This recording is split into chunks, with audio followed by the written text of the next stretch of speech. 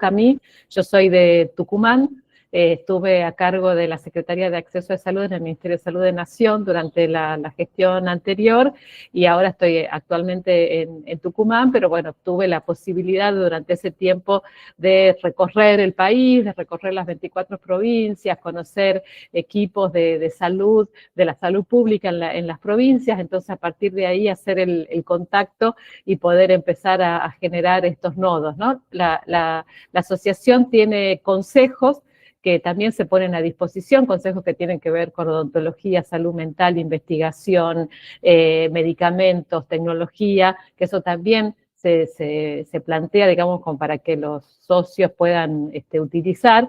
Una vez por semana tenemos webinarios de diferentes temas que son de acceso libre y que la verdad que generan mucha convocatoria. Y otra cosa que tiene la SAP es una revista que se llama Una Salud, que también invitamos a, si quieren publicar, bueno, que también se puedan contactar con nosotros para publicar en la revista. Así que es activo, nos parece bueno, que siempre todo el tema de salud pública es importante, pero bueno, por determinadas condiciones actualmente todavía más, hay un rol distinto del Ministerio de Salud de Nación en las provincias, entonces también en este reposicionamiento o repensar la salud pública también está bueno estos espacios.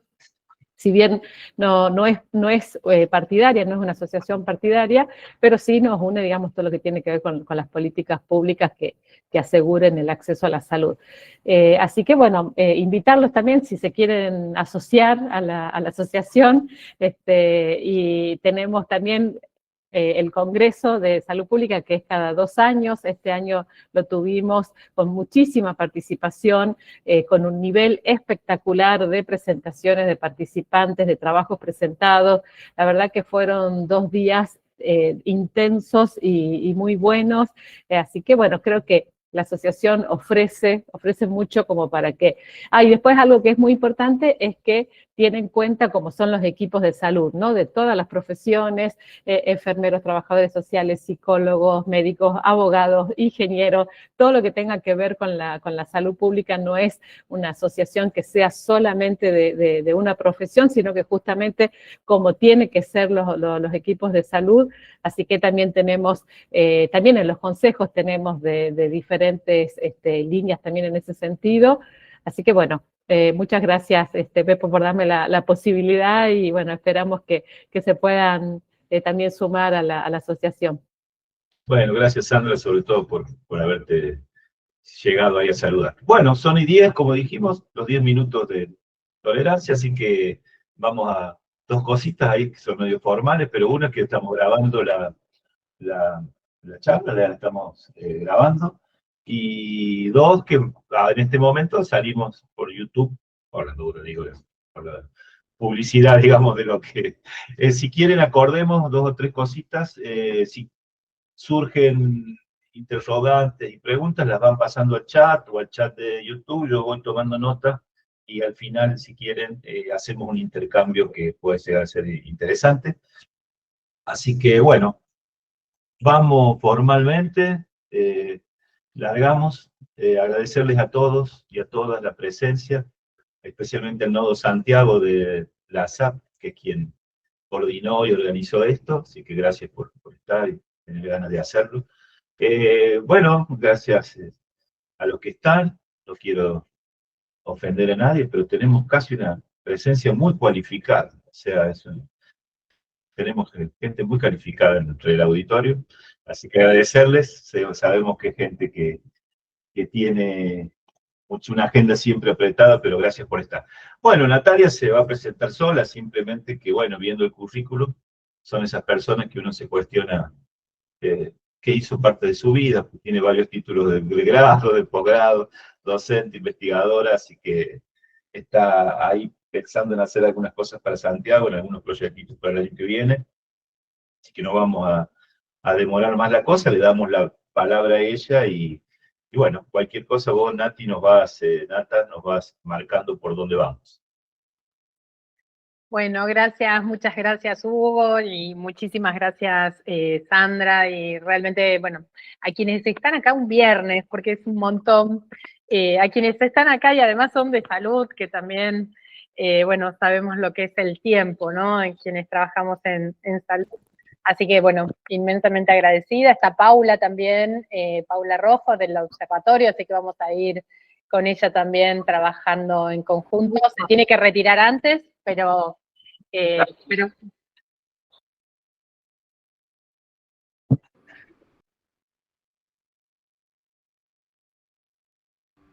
un placer verte, Hugo, nuevamente. Hola, Paula. ¿Cómo estás? Que te tocó hacer de locutores, ¿sabes? Ahí en el Congreso, estuvo difícil ahí con Nati, que no dejaba hablar. Dejé todo con esa gente que tenía mucho que decir y le habían dado poco tiempo, pero hicimos lo posible. Hicimos un poco de payaso, de todo un poco. De todo un poco. Bueno, bueno, si les parece, les cuento un poquito. Bueno, la verdad que me interesa mucho generar este espacio. Como siempre, cuando me presento, vengo del campo de los derechos humanos, del campo soy abogada, psicóloga, magíster en salud pública, muchos años dedicado a la reflexión sobre el derecho a la salud y la acción. Bueno, pertenezco a la Red Argentina de Abogacía Comunitaria, que también somos parte de un colectivo de abogados y abogadas de todo el país que queremos tener una visión diferente de lo que es el ejercicio profesional, justamente comprometido con las comunidades, pero no solamente interviniendo territorialmente, lo cual es importantísimo y lo hacemos, sino también poder pensar las distintas problemáticas de los grupos en situación de vulnerabilidad en el plano local, nacional, pero también internacional, ¿no? Y entonces en ese marco intervenimos también en procesos que se han estado dando vinculados al Tratado de Prevención y Preparación y Respuesta ante Pandemias, en la discusión del Reglamento Sanitario Internacional, tenemos una perspectiva crítica sobre los instrumentos internacionales, sobre los organismos intergubernamentales, y bueno, trabajamos muchas personas dentro de lo que es el Observatorio de Justicia Sanitaria y Climática. Pau ahí después cuando se presente también va a contar un poquito, pero ahí lo que estamos haciendo es monitorear qué es lo que sucede en materia de del derecho a la salud, el acceso a tecnologías sanitarias, insumos críticos, vacunación, y qué es lo que decide el Poder Judicial en materia del acceso a derechos, a tecnologías sanitarias.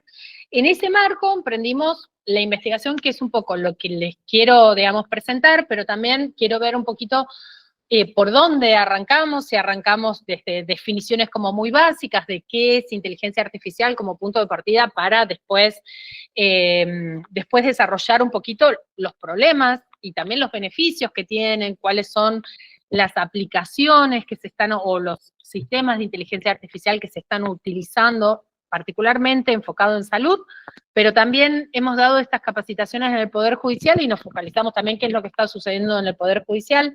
Hicimos una investigación que es un poco, no voy a presentar, ni vamos a presentar todo acá, pero sí invitarlas a leer la investigación, a discutirla también, porque son investigaciones que también rápidamente van quedando vetustas, porque también va cambiando mucho, ¿no? Y lo que estoy diciendo hoy, seguramente dentro de 2 o 3 meses ya también hay como un proceso acelerado, pero hay algunas cosas que tienen que ver con casi con el feudalismo, ahora con esta nueva figura de tecno-feudalismo, así que estamos hablando de muchísimos siglos atrás también.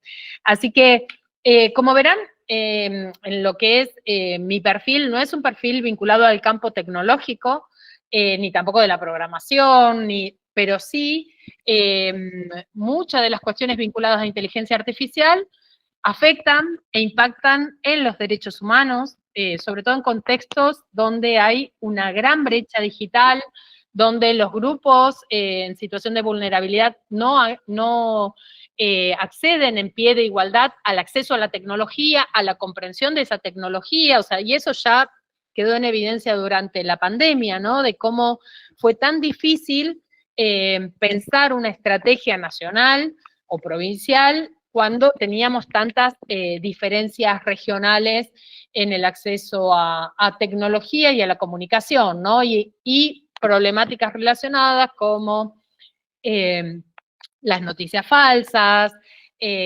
sobre aspectos como la confidencialidad. Así que, bueno, un poco es invitarlo, esta investigación está en la página del observatorio, que ahora se la vamos a compartir, y algunos textos que me parecen como lectura obligatoria, que es Tecnofeudalismo, para no vendo libros, pero siempre parece que termino vendiendo libros, pero realmente, bueno, leer este libro es fundamental para comprender los impactos geopolíticos y las diferencias también entre el norte y el sur global, y acá ya estamos en cuestiones un poco de los efectos macro o los riesgos macros que tiene también el uso de la inteligencia artificial, y que no me voy a detener en ellos, pero sí presentar siempre ese escenario, ¿no? De lo que algunos llaman colonialismo digital, y que ahora cobró, digamos, ese colonialismo cobró una nueva fase donde los datos vienen a ser esa materia prima que los países del sur terminamos también entregando, ¿no? Entonces, me parece que esa disyuntiva entre usar o no usar inteligencia artificial ya está saldada, o sea, inclusive la gente ya hace un uso, digamos, regala, o como habla justamente este autor, entregamos nuestro trabajo también, estamos aportando datos y somos trabajadores precarizados de esta nueva fase del capitalismo que viene de la mano del tecnofeudalismo. Y otro libro también que es imprescindible es que es el Atlas de Inteligencia Artificial, que realmente ahí están conceptos básicos, la situación comparativa de los distintos países, que nosotros hicimos una investigación comparando 19 países de Latinoamérica. Pau, si querés, presentate también. Dale. Bueno, buenas tardes, un gusto compartir acá con todas y todos. Yo soy Paula Rojo, soy farmacéutica, trabajo en ANMAT y, bueno, magíster en salud pública. Y, bueno, formo parte del Observatorio de Justicia Sanitaria y Climática con Nati, que, bueno, desde el Observatorio buscamos ampliar la mirada, conectar salud, derechos, justicia social y también la innovación tecnológica, que tiene que ver todo con inteligencia artificial, y que lograr también analizar las políticas públicas para que lleguen a todas las personas y, bueno, estamos continuamente investigando, incidiendo en estos temas, y además yo soy paciente con una enfermedad poco frecuente, que, bueno, me obliga a estar permanentemente en contacto con todo esto, aparte del derecho vulnerabilizado, me toca muy, muy de cerca, no solo por lo profesional sanitaria, sino por ser paciente. Así que, bueno, los invitamos a formar parte, a que vean todas las novedades que subimos, y, bueno, y este trabajo que vamos a presentar con Nati, bueno, ahora les va a contar un poco de las publicaciones, después específico del... Ahí les pasé yo el link de que el que está en la página, y después, Nati, le pasamos el otro link, el que está directo de acceso al trabajo. ¿Querés contarle ahí? Está silenciada, Nati. Esta es parte de la investigación. Presentamos en junio los resultados preliminares y vamos trabajando para llegar a los resultados finales, por eso también todas las instancias de capacitación, de acercamiento a los distintos sectores, al Poder Judicial, al sector salud, a las distintas provincias, porque también tienen, ahí creo que Raúl cuando entramos estaba hablando de la infraestructura digital, claramente también hay diferencias, y nosotros hay algunas cuestiones que vamos advirtiendo, ¿no? Y en esta investigación está, por ejemplo, vinculadas a la recentralización del poder, porque la estrategia en general de los planes nacionales de infraestructura digital pertenecen al Poder Ejecutivo. Muchos de esos planes son del Poder Ejecutivo Nacional, y con ello también, por ejemplo, en el caso de los poderes judiciales y el Poder Legislativo, habría inclusive una diferencia y una recentralización que afecta lo que es el sistema de frenos y contrapesos de los poderes, ¿no? Porque los otros poderes terminarían dependiendo tecnológicamente del poder ejecutivo. Y eso es un tema, me parece que creo que es uno de los temas centrales que planteamos en el trabajo, y después hay otros problemas, digamos, a nivel macro, a nivel mesoinstitucional, que tienen más que ver con la gestión, con qué es lo que sucede en cada una de las instituciones, cómo se está utilizando inteligencia artificial, cómo se está utilizando en el sector público. Y eso es una de las primeras preguntas que nos hacíamos. ¿Cuál es el uso? ¿Cuáles son los riesgos? ¿Cuáles son los beneficios que perciben los distintos profesionales que trabajan en el sector público? Y analizamos sectores de salud, justicia, fuimos haciendo comparaciones entre distintos ámbitos del sector público y de distintos países también. Y también en estas publicaciones que son recientes, también que hicimos desde el observatorio, la primera tiene que ver con el derecho a la salud en clave constitucional comparada, donde comparamos 19 países de Latinoamérica, cómo es el diseño del derecho a la salud, cómo es el alcance, qué rol le dan al Estado, cuáles son las obligaciones que establecen. Hacemos una propuesta metodológica para analizarlo, una propuesta para analizar integralmente el derecho a la salud.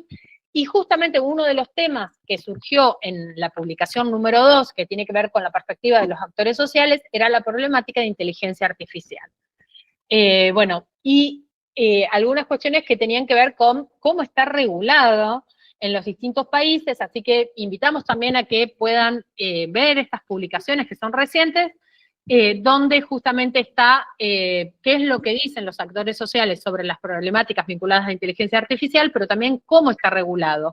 Y en materia de salud es muy clara la regulación, y eso es importante para el uso, ¿no? La privacidad, la confidencialidad de los datos, la protección de datos, cómo está, porque una de las cuestiones que siempre nos pasa cuando participamos de distintas capacitaciones es que nos dicen que no hay marco normativo para inteligencia artificial. Inteligencia artificial no deja de ser una herramienta más dentro de todas, y por lo tanto se rige como cualquier otro instrumento que utilizamos en el sector salud. Tiene que respetar los derechos fundamentales, tiene que respetar los derechos humanos, tiene que respetar la confidencialidad, la integralidad, la necesidad de consentimiento informado. Bueno, todo eso está clarísimo en nuestra Constitución. En la nuestra y en la de casi todos los países, la protección de datos es muy robusta en nuestro país, y entonces eso ya es un primer, sería el piso desde el cual regular. Después podemos tener normas vinculantes, no vinculantes en materia de inteligencia artificial, a nivel legal. Cada provincia ahora,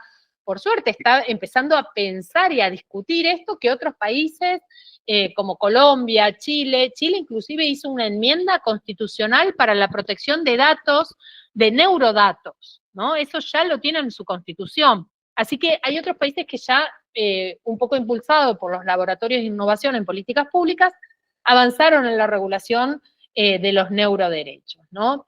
Tenemos, en el caso de UNESCO, ha sacado una recomendación de los neuroderechos que vamos a ir viendo también qué son los neuroderechos y cómo los podemos pensar. Algunos neurólogos dicen, no existen los neuroderechos, bueno, pero sin embargo hay todo un campo disciplinar que lo está denominando así, y que por lo tanto hay un montón de literatura que empieza a indagar sobre los neuroderechos, sobre las redes neuronales, sobre cómo la inteligencia artificial en su resultado, digamos, en lo que arroja, actúa o emula nuestro cerebro, ¿no? Entonces, en ese sentido, y cómo busca, y cómo rastrea, y cómo genera una información nueva, y también se discute, todo lo que digo es como para abrir paréntesis, no voy a abrir tantos paréntesis, porque cada vez que digo algo,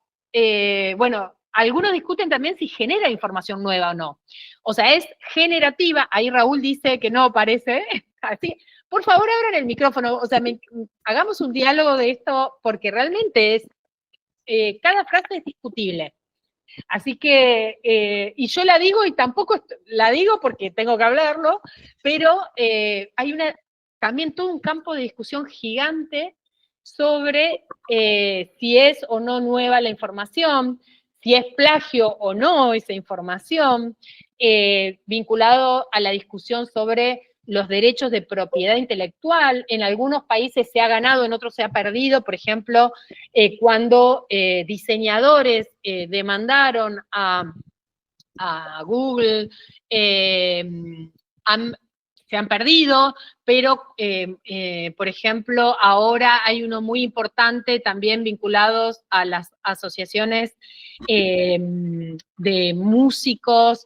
Bueno, ahí está todo por resolverse, en realidad. Y la justicia también ha tenido criterios diferentes según la jurisdicción donde han sido demandados. Así que también a nivel judicial esto está todo. Por eso, lo que sí nos parece importante, y esto, nosotros tenemos esta curiosidad epistémica de la que habla Paulo Freire, retomamos textos tradicionales para hacernos preguntas. No tenemos las respuestas para todo esto, pero sí tenemos un montón de preguntas y tenemos que generarnos estas preguntas como equipos de salud. Creo que cuando se habla, a ver, ahí, si quiere alguien ir retomando. Sí, yo voy mirando el chat. Bien. Dale. Perfecto. Ángela, sí, es todavía el marco normativo no es específico de IA. Hay algunos organismos que van haciendo, por ejemplo, el Ministerio Público Fiscal de Provincia de Buenos Aires, el Consejo de la Magistratura, el Colegio de Abogados empieza a emitir también cómo poder tener un enfoque ético, respetuoso de los derechos humanos. Yo lo que siento que hay mucho, hay demasiado, y todo termina,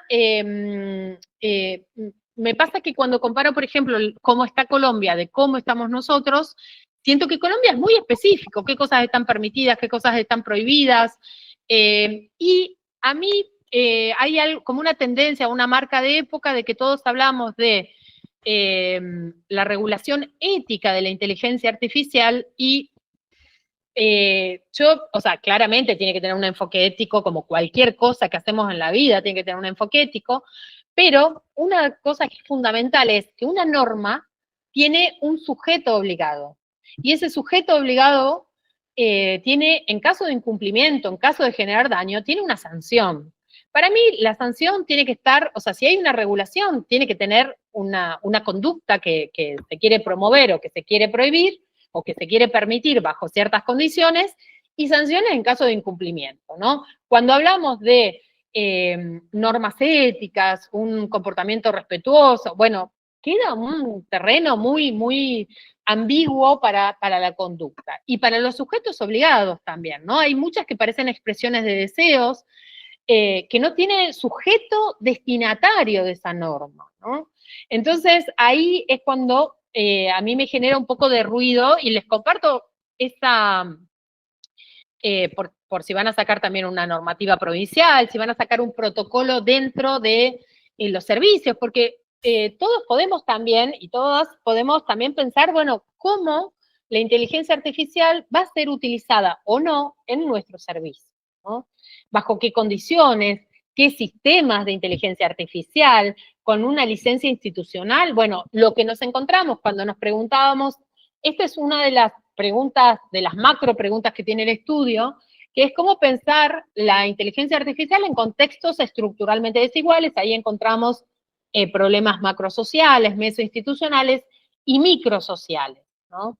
Estos son algunos desde dónde partimos, ¿no? Que veíamos que había muy poca discusión sobre las implicancias económicas, sociales, laborales, subjetivas, ¿no? ¿Qué pasa? Hay mucha gente que dice, yo odio inteligencia artificial, no quiero escuchar hablar, y hay mucha gente que está desempeñando un rol, el funcionariado público o agentes públicos, con lo cual también, bueno, nada, uno me parece que tiene que acercarse al tema, conocer el tema y después ver cómo lo usa de la mejor manera, pero me parece que acercarse, uno de los autores que me gusta mucho dice, nuestro primer deber es entender, ¿no? Así que bueno, me parece que ese deber que es ético, tenemos que ejercerlo, digamos, en esta temática tan compleja. ¿Por qué? Porque lo que siento también es que hay muchísima normativa, muchísimos intentos de regular este tema que no están contextualizados. Entonces nosotros no podemos dejar tampoco que nos caiga una normativa en la cual no participamos, ¿no? Estemos en el rol que estemos, si estamos gestionando un hospital, si estamos haciendo atención clínica, tenemos que discutir todo, porque, digo, un ejemplo de eso es, por ejemplo, cómo cae la normativa sobre historias clínicas digitales. No se adecúa a los pueblos, o como un cambio en el sistema de gestión, no sé, de PAMI, puede hacer que todo un pueblo se quede sin prescripción porque el médico no sabe usar, o no tiene internet, o no tiene conectividad, o no tiene la computadora, ¿no? Entonces, digo, este tipo de cuestiones que parece menores, tenemos que disputar, sí. tenemos que contemplar ese aspecto, ¿no? La prescripción de recetas, claro, sirve perfecto en capital o en las capitales de cada una de las provincias, ¿no? Claro, la idea, por ejemplo, en salud sería aliviar la carga de los sistemas de salud, diagnóstico más temprano. Ahí, como puso Nati, en macrogestión, por ejemplo, puede orientar políticas preventivas, no sé, anticipar brotes de dengue, en mesogestión, por ejemplo, asignar camas, turnos o personal médico, y en microgestión, diagnósticos más tempranos. Pero todo eso tiene que ser realmente aplicado al lugar donde se encuentra, para mejorar la equidad en el acceso. Si no, es muy bueno, es una herramienta que abre oportunidades, pero también tiene que ser accesible, porque si no está adaptada a la realidad del lugar, tampoco es útil. Perdón, Nati, esa interrupción. No, sí. Tal cual. Y justamente uno de los puntos que veíamos como fundamental y de los que no se discuten y que creo que ahí enganché un poco, empezada la conversación de Raúl, pero sí me parece importante, que todavía no tenemos una regulación sobre las empresas transnacionales y los derechos humanos, ¿no? Toda nuestra información se está almacenando en una nube de la cual el propio Estado, ni siquiera el Estado, no estamos hablando de instituciones, no tienen la gobernanza. El Estado está dependiendo de Bestos, con Z, ¿no? Para el almacenamiento en la nube, ¿no? Entonces, bueno, ¿cómo podemos asegurar, más allá de las licencias, de los contratos comerciales, cómo podemos, sobre todo, tener independencia y soberanía digital, ¿no? Para los estados, para las provincias, dónde se almacena esta información? Hay un proyecto también de centros de datos donde se almacena esta información en provincia de Buenos Aires. No conozco de otras provincias porque al menos todavía no se ha publicado, pero bueno, ahí después me contarán ustedes de Santiago, si hay de otras provincias. Sí, Raúl puede contar algo después de eso. Dale, Raúl, sí. Sí, ustedes terminen y después puedo contar. Bueno, genial. Me interesa mucho, sí. Perdón, que en el estudio que hicimos habían preocupaciones muy fuertes, bueno, sobre todo yo me enfoco en la parte de salud y ambiente, sobre la confidencialidad y el uso indebido de estos datos sensibles, o sea, ¿dónde quedan? ¿En qué? Las empresas que lo manejan, ¿qué hacen con esos datos? Por ejemplo, datos sensibles como historias clínicas, genéticos, biométricos, entonces, si se procesan después sin un consentimiento claro, si se reutilizan, entonces, eso era, o también qué pasa cuando, por ejemplo, no sé, con un diagnóstico, se da un diagnóstico mediante inteligencia artificial y hay un error, y esa responsabilidad, ¿quién la asume? Porque no queda claro si el responsable es el hospital, el programador, la empresa proveedora. Entonces, eso también como esos grises que generan preocupaciones que van de la mano de cierta incertidumbre que se genera con todo esto. Exacto. Bueno, les recomiendo nuestro marco conceptual que utilizamos y la revisión también de la bibliografía. Tienen ahí en la investigación un montón partimos de estas ideas como más grandes vinculadas al colonialismo y al imperialismo digital, de captura algorítmica, captura corporativa del Estado, ¿no? Cómo el Estado queda capturado por empresas que se colocan como proveedores preferentes, ¿no? Y con un cierto monopolio sobre los datos del Estado. Un aspecto ahí como muy crítico de esto, y lo vamos a ver, es, bueno, cómo podemos regular para, por ejemplo, las pruebas pilotos, porque hay un montón de pruebas pilotos o estas articulaciones públicas-privadas que terminan después capturando al Estado, quedando con un solo proveedor. Ese proveedor primero te da una muestra gratis, pero después te fija el precio en lo que quiere, y cambiar de proveedor quizás es interoperable y perdés esa información, y vos volcaste toda tu historia clínica, todo tu sistema en un único proveedor. Bueno, eso es algo que les dejo ahí como para que ustedes también puedan leer, indagar más en profundidad. Y otro aspecto que nos interesaba muchísimo era el de la explicabilidad de la inteligencia artificial, ¿no? Aún quienes estudian desde el campo de la tecnología o desde múltiples campos que tienen que ver con el lenguaje, la psicología, la filosofía, han encontrado que los resultados a los que llega inteligencia artificial muchas veces no pueden explicarse, ¿no? Eso dio lugar a este campo de estudio específico, que es la explicabilidad. No me voy a detener en eso. No sé si como un poco como para ver, todos conocen qué es o han utilizado algo de inteligencia artificial en su cotidiano. Si quieren, ahí dice Ángela que sí, Raúl obviamente. Bueno, esta es la definición que da OCDE. Es una definición como muy simple que ya, inclusive la misma definición de qué es la inteligencia artificial, este sistema basado en máquinas que hay a partir de ciertas entradas, ¿no? Genera salidas, resultados, predicciones. Esta lógica, ¿no? Con cierta probabilidad y con cierta predicción. Vamos a ver, traje un poco el marco regulatorio de la Unión Europea, que ahora lo adoptó provincia. Provincia regula por niveles de riesgos, ¿no? Una cosa diferente hace Corea, por ejemplo, que hace por impactos de la inteligencia artificial. No regula por niveles de riesgo, sino riesgo alto, riesgo bajo, moderado. Y esos riesgos, o sea, implican que ciertas acciones están prohibidas.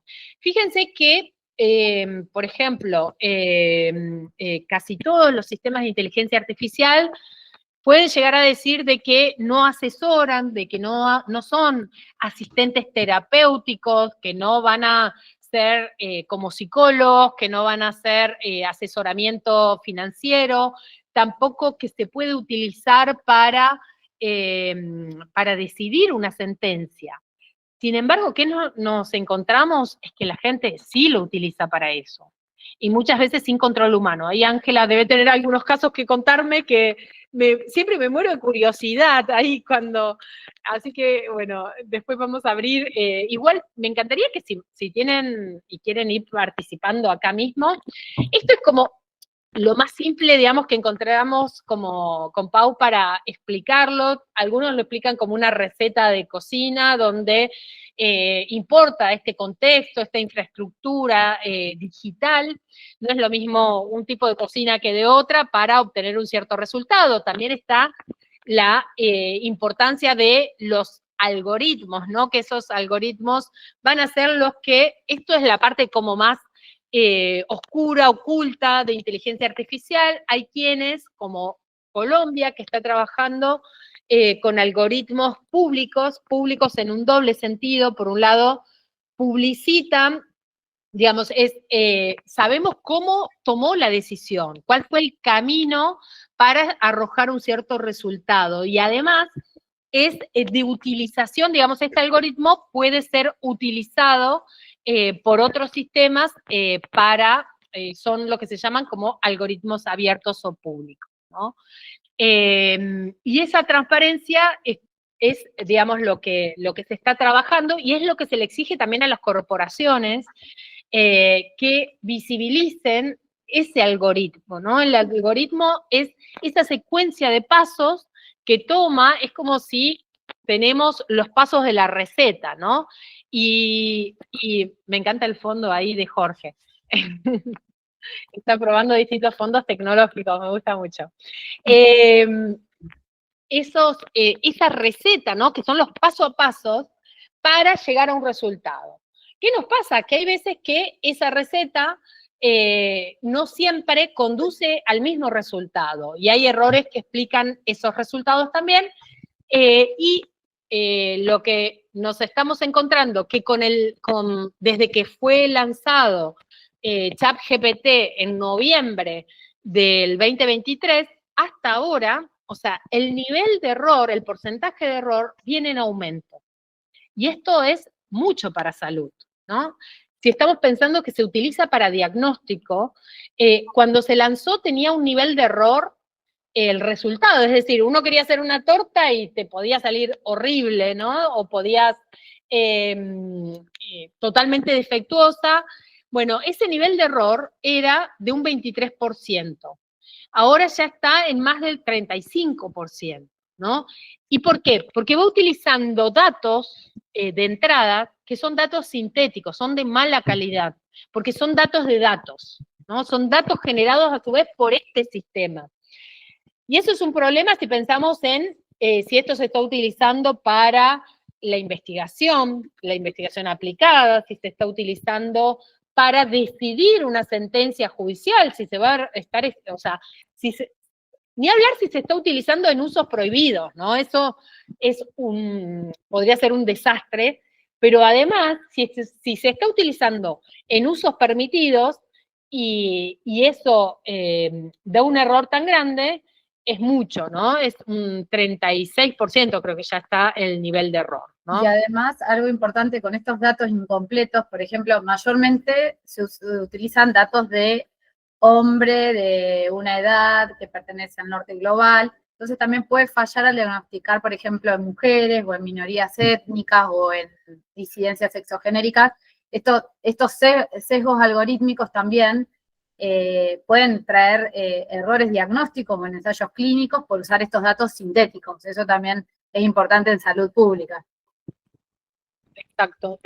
Bueno, ahí tienen vamos a disponibilizar también la presentación, por si quieren detenerse por ahí en algunas definiciones, pero bueno, la instrucción, el prompt, ahí también hay error humano en qué tipo de datos cuál es la instrucción que le estamos dando a inteligencia artificial para que nos dé algún resultado, ¿no? Eso también tiene, bueno, desde el usuario o usuaria, cómo pide una instrucción, es un problema. Frente a este problema, por ejemplo, existen, que esta presentación lo tiene, no sé si voy a llegar, optimizadores de prompts que te ayudan a optimizar y preguntar de la manera mejor, ¿no? Darle un contexto, darle una perspectiva, decir, bueno, yo quiero que compares, no sé, cómo está regulado en 19 países, como si fueses el rol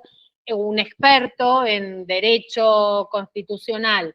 Y además, bueno, algunas cuestiones que son para seguridad, y además me des los enlaces al boletín oficial. Bueno, todo eso también te ayudan a preguntar mejor, ¿no? Para obtener un mejor resultado. Pero ¿qué pasa? Esto que decía Paula, ¿sí? Además está mal entrenado, ¿no? Porque eso es lo que vamos a ver, el ciclo de vida de inteligencia artificial. Esto es como, fíjense, acá yo cuando le pregunté, dame gráficamente o en una imagen como si fuese una receta de cocina para que se entiendan los datos de entrada, la receta, el modelo de IA, que es el algoritmo, y la salida al resultado, ¿no? Me puso como una mujer grande en la cocina. Bueno, fíjense que esos son sesgos también que tiene la IA porque es la primera salida que me dio, ¿no? Ese ciclo de sesgo tiene que ver con los datos históricos, quién cargó esos datos, cómo es el entrenamiento de la inteligencia artificial. De eso va a depender el resultado. Y ese resultado, nosotros como usuarios tenemos una pequeña retroalimentación, depende de qué sistemas de inteligencia artificial estemos utilizando, cómo va a mejorar o no el resultado que nos dé para nosotros, pero no necesariamente para todos los que estén utilizando y hagan las mismas preguntas. No, si quieren, podemos hacer una prueba ahora. Le podemos preguntar a ChatGPT, no sé, como le pasó a Paula, ¿dónde está enterrado El Papa? Yo había preguntado, ¿dónde está enterrado el Papa Francisco? Y me decía, no, el Papa Francisco no murió, sigue siendo Papa. Bueno, después le volví a decir, no, vos estás confundido, el Papa sí murió. No, y me volvió a retrucar y después varias veces, fíjate bien, y después le dije a mi mamá que le empecé a decir que use también ChatGPT, y a ella le decía lo mismo, hasta que en un momento me había estado enojado con el chat.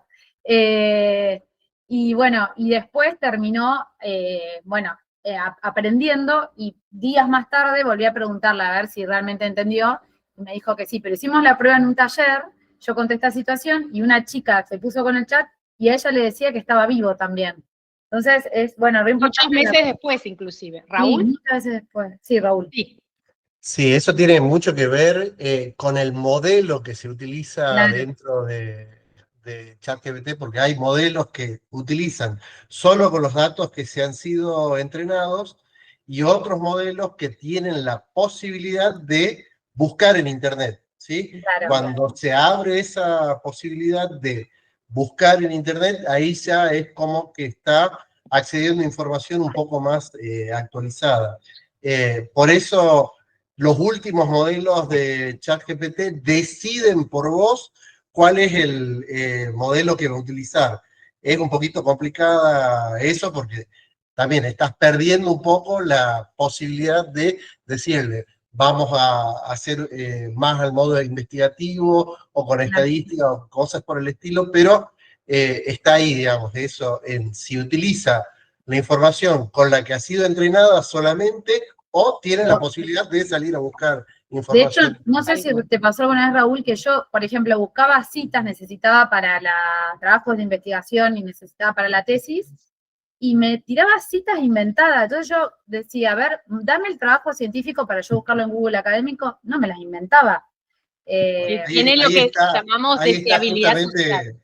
Ahí está justamente lo que decía Natalia recién, del prompt que le generas, tiene que decir que no tiene que ser con datos inferidos, sino tiene que estar con datos reales, digamos así, ¿sí? Entonces, porque todas las inteligencias artificiales siempre van a querer contestar algo, ¿sí? No necesariamente lo que contestes, porque... Y algo que te conforme, porque viste que es como... Ahí está el tema. Cuando puso la definición, Natalia puso dos palabras importantes, que es probabilidad por un lado, y no me acuerdo la otra que puso, predicción. Pero lo que el generativa no es que la inteligencia artificial ha pensado todo lo que nos va a contestar, sino que a medida que va armando la oración o la frase, va diciendo, che, mejor contesto esto, palabra a palabra va armando con probabilidades, ¿sí? No es que lo ha pensado antes de contestar. Eso Raúl, en materia, por ejemplo, veíamos en el Poder Judicial, es un problema, porque termina actuando casi como lombroso, decíamos, ¿no? Si nosotros tenemos que las estadísticas de quienes caen, por ejemplo, a la cárcel, pertenecen a determinados barrios populares, es probable que si una persona inocente de un barrio popular tiene que ser juzgada, si se va a manejar con las estadísticas y las probabilidades, es probable que sea condenado porque justamente tiene todo este proceso de sesgos, tanto en quien lo carga, como también en cómo habla inteligencia artificial, ¿no? Ahí hay un texto súper muy claro que lo hizo la Universidad de Harvard, que dice, bueno, ¿quién es el humano que habla, no? ¿Qué humano? ¿No? Habla como un humano, pero ¿cuál? ¿No? No es indígena, no es pobre, no está en el sur global. Y cuando comparan los términos que hacen un análisis lexical de la respuesta, llegan a que al más parecido humano es el estadounidense universitario medio, ¿no? Y hombre. Entonces, bueno, eso tenemos que tenerlo en cuenta, por eso es común que de este tipo de respuesta, que también puede estar sesgada, algunos, digamos, ahí está la discusión, si inteligencia artificial genera sesgos o prejuicios o es un reflejo de lo que ya es la sociedad. Pero como reflejo, lo que tiene es que tiene un poder gigante de amplificación. Hugo, sí. No, digo, y llevándolo a lo mejor al sector salud y esto que hablábamos de los triage. A mí ya siempre me hizo ruido los triage en manos del personal de enfermería.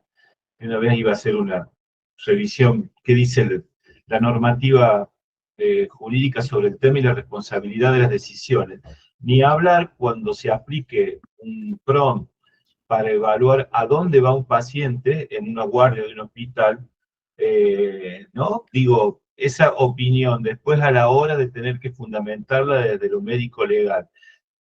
¿Qué le digo? ¿Qué me dijo quién? ¿No? Y de dónde sacó la fuente. Claro. Yo ahí me parece, estamos avanzando demasiado en las herramientas, me parece, sin ir cimentando algunos procesos de cómo se construye la información. Tal cual, cuando tenemos todavía graves problemas, hasta en la historia clínica, o sea, en la de papel ya tenía problemas, y la digital también, y la interoperabilidad de esas historias clínicas entre provincias, y pasa lo mismo con los juzgados, ¿no? Juzgados de distintas jurisdicciones, juzgados provinciales, juzgados nacionales, o sea, lo que está pasando con la información y la interoperabilidad cada vez es peor. Y realmente, por eso nosotros estamos como muy comprometidos con la capacitación para también empezar a generar actores que discutan esto. No está claro, y no lo saben tampoco quiénes están decidiendo en este momento esto, ¿no? Y por eso es tan importante que personas que están en la gestión, que están en lo cotidiano, puedan discutir de los puntos legislativos, ¿no? Y nutrirnos, digamos, y realmente hacer mesas, pensarlo bien, pensar con esto que está diciendo Hugo es no solo en el triage, sino, bueno, esto que nosotros siempre, no sé, el ojo clínico. Muchas veces el ojo clínico es lo que salvó a un paciente, porque si ves el laboratorio te da todo perfecto. Y vos decís, che, pero no cierra, algo no está bien, o escuchás a, no sé, madre, padre, que te dicen, no está como siempre, y uno presta más atención, ¿no? Nos dicen no existe el ojo clínico. Otro, Sandra. Ángela ahí. Sandra también. Sí, sí, no, me parece súper interesante todo, y esto que plantea Hugo, también la otra vez nos lo planteábamos al revés. ¿Qué pasa si la inteligencia artificial propone un triage y el médico dice no? Y queda de alguna manera registrado que la inteligencia artificial propuso algo que no se tomó. ¿Cuánto de responsabilidad puede haber en relación también a eso? Si bien la decisión final va a ser del humano, pero si eso queda registrado en la historia clínica de alguna manera, ¿cuánto le suma de, digamos, qué valor tiene eso al momento de decir, no, bueno, acá hubo una recomendación que no se tomó, ¿no? O sea, también pensándolo al revés, también en estas cosas por ahí de imágenes, decir, bueno, esta es una imagen patológica o esta es una imagen normal, con mamografía como un primer tamizaje, y después decir, no, la imagen final a mí me pareció que era benigna, y la inteligencia artificial, o sea, ahí también el nivel de responsabilidad hasta qué punto va a llegar y quién lo va a tener. La empresa, esas, bueno, son... La responsabilidad difusa, esa que hablábamos. Claro, sí, hay un error, y aparte el riesgo que implica para un paciente, ¿no? O bueno, en una sentencia, como dijo Nati.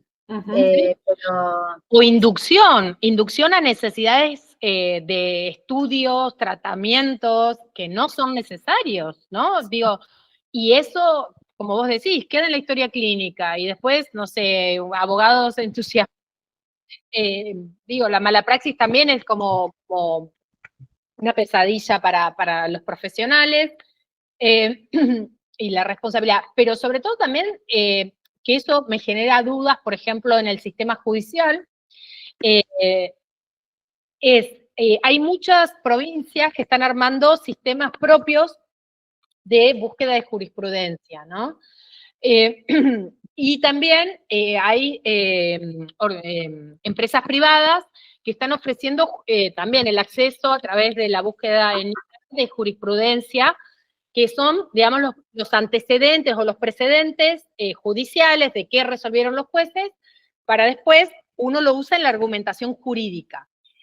¿Qué pasa? Yo digo, si no visibilizan los algoritmos que utilizan, yo no sé si, por ejemplo, una obra social o una prepaga esconde todas sus, no sé de quién es el desarrollo, no sé si esconde todos los fallos en los que perdió, en los que, entonces no sé qué te muestra en primer lugar como sentencia relevante, ¿no? Porque no lo tenemos así, no es que uno encuentra rápidamente en cada provincia qué fue lo relevante, ¿no?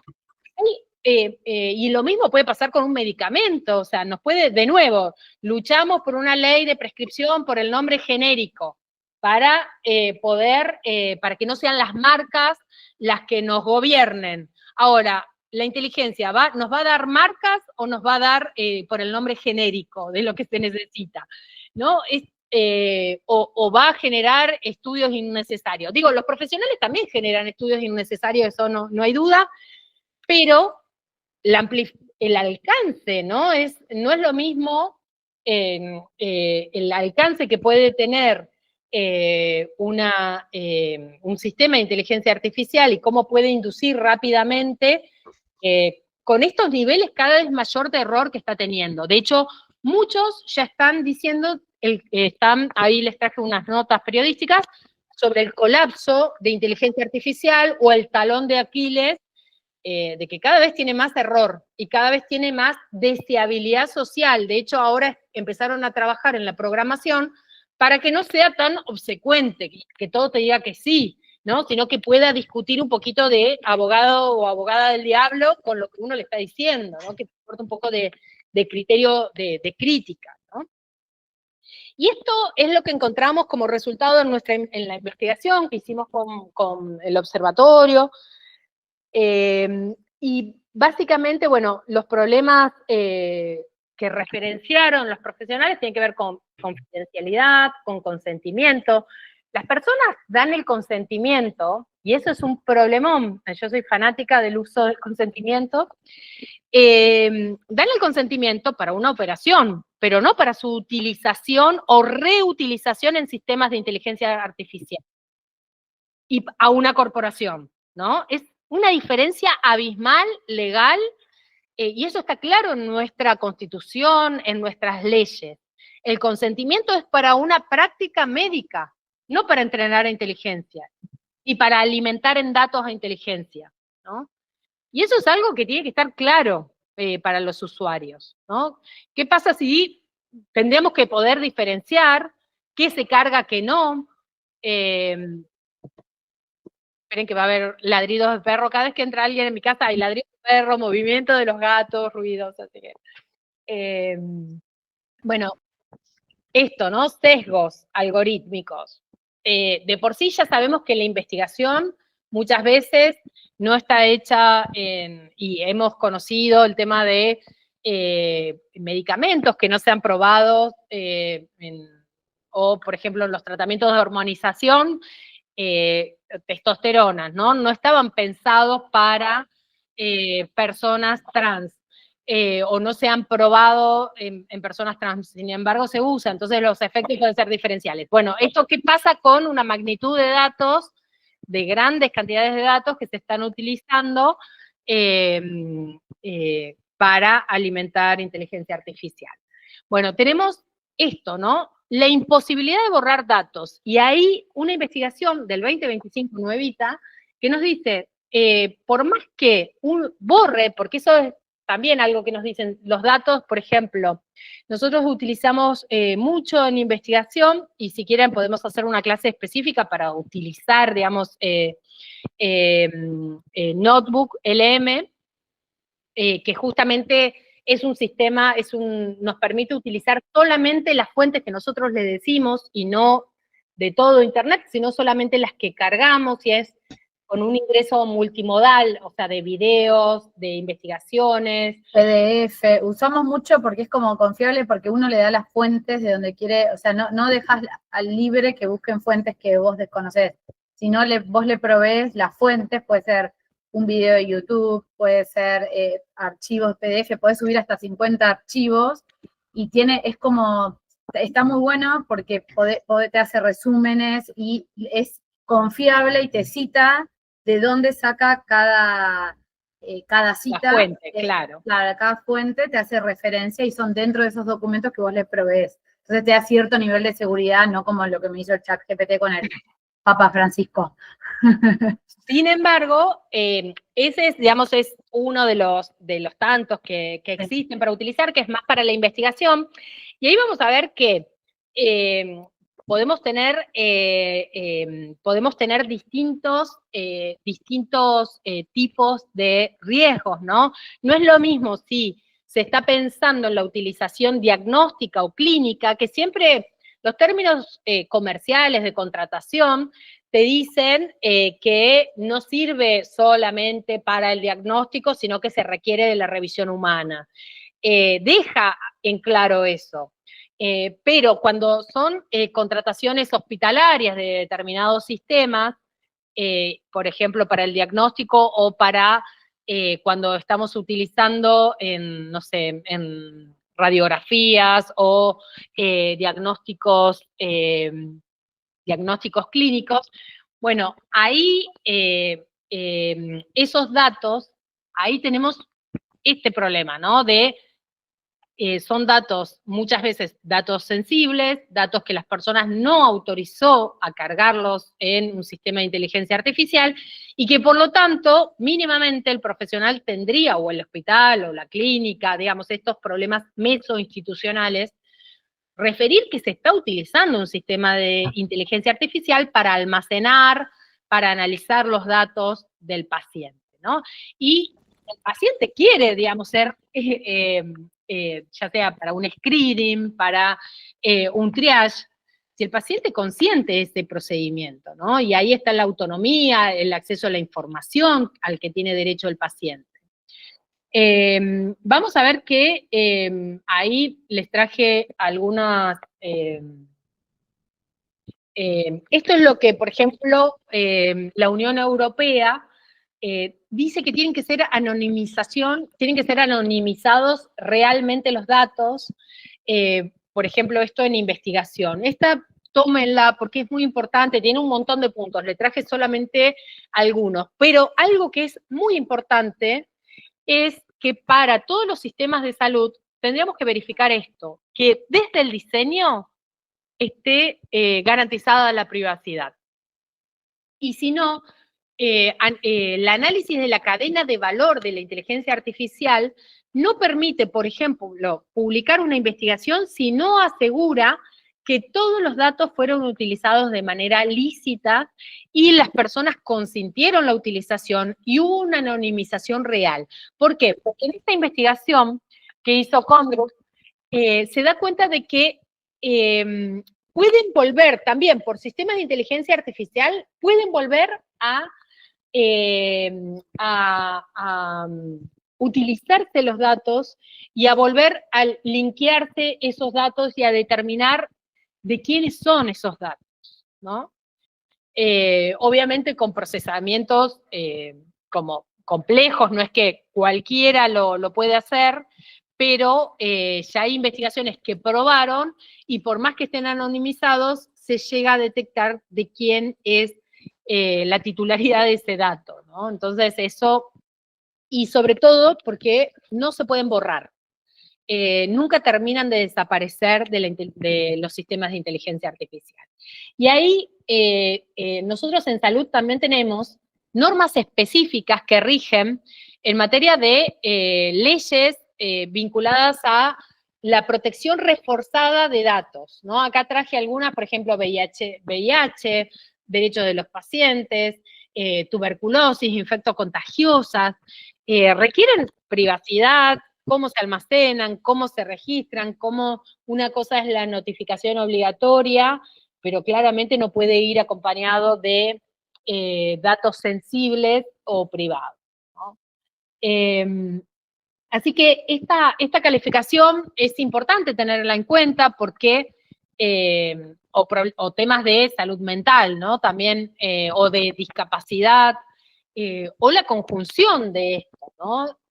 Muchas veces también, y eso ustedes me lo dirán mejor que yo, digamos, porque están en los servicios de salud, hay veces que, y eso al menos es un dato que sí veo en justicia, ¿no? En justicia, si consulta a una persona con VIH, el dato, si consulta por un tema específico de VIH, por ejemplo, acceso a medicamentos, ese dato queda, ahí toman los recaudos legales para la anonimización, la codificación, la separación de datos, los niveles de quién accede a esa información y quién no.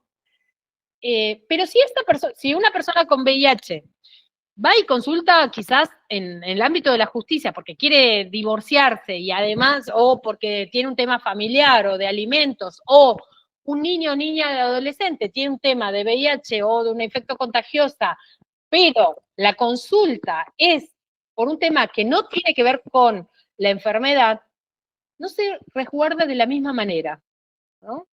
Y eso, bueno, dejo abierta también la pregunta si eso ustedes lo ven también en los sistemas y en los servicios de salud, de qué pasa con los datos sensibles y la protección reforzada cuando la consulta es intrascendente, ¿no? Pero no deja de ser una persona con VIH, una persona con discapacidad, una persona con padecimientos de salud mental que quizás hace una consulta dermatológica. Pero en la consulta dermatológica no están teniendo los resguardos vinculados a las leyes específicas. Imagínense eso en temas de inteligencia, o sea, complejizado por el uso de modelos de IA. En este caso, la Unión Europea establece riesgos altos. En los riesgos altos, sí o sí, tiene que tener sistemas específicos de seguridad, tienen que tener un monitoreo permanente, tiene que analizarse la cadena o el ciclo de vida de inteligencia artificial para poder utilizarla, ¿no? Todo esto por ejemplo, cuando uno usa una versión gratuita por ejemplo, ChatGPT, en esos nosotros podemos ver que realmente nos dice si pedimos asesoramiento financiero o subimos un estudio nuestro, nos va a decir, bueno, no es un médico, hay que consultar a un médico, pero lo cierto es que emite una opinión médica, una opinión psicológica, una opinión financiera, y eso es un uso prohibido o de alto riesgo, ¿no? Ahí, Pau, no sé si... No, estaba diciendo esto lo hicimos una prueba en un taller, preguntándole, me siento mal, como, nada, usándolo como de psicólogo, y en ningún momento nos dijo, bueno, lamento que te sientas mal, pero que consultó a un psicólogo. Entonces, nada, esto es un uso prohibido, y también el tema de anonimizar datos, porque quedan tus datos expuestos y, bueno, no se sabe bien esta explicabilidad, que no sabes para qué otras cosas lo usan. Pero bueno, hicimos la prueba y la verdad no era que... hay en algunos, creo que es en Cloud, que cuando empezás a preguntar un poco algo así más sensible, el mismo, o sea, se anula y te deja de contestar, cierra como la conversación. Entonces, bueno, Raúl le levantó la mano. Sí, hoy en día hay productos para anonimizar Sí. documentos, audios y videos, pero también usan inteligencia artificial. Claro, O sea, estamos en el huevo y la gallina. Sí. Bueno, se supone que sí o sí esas aplicaciones, esos sistemas, sí o sí tienen que estar on-premise, digamos. Eso nunca se pueden utilizar motores de inteligencia artificial que estén en la nube, porque si no, ahí estamos con este problema.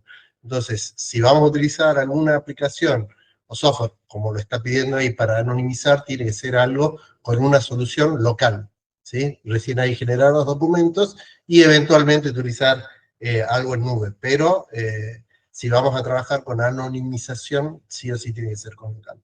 Claro. Eso es fundamental, Raúl, y eso, por ejemplo, no está escrito, ¿no? Eso es, Bueno, no, hay todo, ahora, digamos, con toda esta, con este boom, hay un concepto que es el de IA Shadow, que es justamente eso, cómo no se están cumpliendo las normativas, que algunas no se están cumpliendo, o no se las quiere tener en cuenta, o directamente no están, pero ni siquiera aplican el sentido común para utilizar, y como vos decías, están subiendo información a plataformas que ni siquiera han pagado, son gratis, y están alimentando, están entrenando, están dejando esos datos a merced de vaya a saber quién. Tal cual. Exacto, Raúl. Y bueno, en la investigación nosotros encontramos un alto porcentaje de empleados públicos y agentes, funcionarios, que utilizan versiones gratuitas. Esto no es menor que utilicen versiones gratuitas, no es que está mal. El tema es que ya lo utilizan para trabajos estatales, digamos. Eso quiere decir de que no está licenciado, que no tiene las medidas de seguridad suficientes, ¿no? Mínimamente, o sea, ya el solo hecho de que sea una versión gratuita no se está cumpliendo con un protocolo institucional, con una guía, y muchas veces lo que vimos también en la investigación es que no existen esos protocolos. Lo primero que tenemos que hacer, y lo que nosotros sentimos es que en algunos lugares no quieren ni hablar del tema. O sea, ni siquiera generar un protocolo mínimo de decir, che, pongámonos de acuerdo, si vamos, qué cosas sí podríamos trabajarla, por ejemplo, para mejorar la redacción, para una versión gratuita, pero no con datos. ¿Qué datos no se pueden subir? Todo eso tiene que estar protocolizado. No necesitamos esperar tener una normativa que nos caiga del cielo.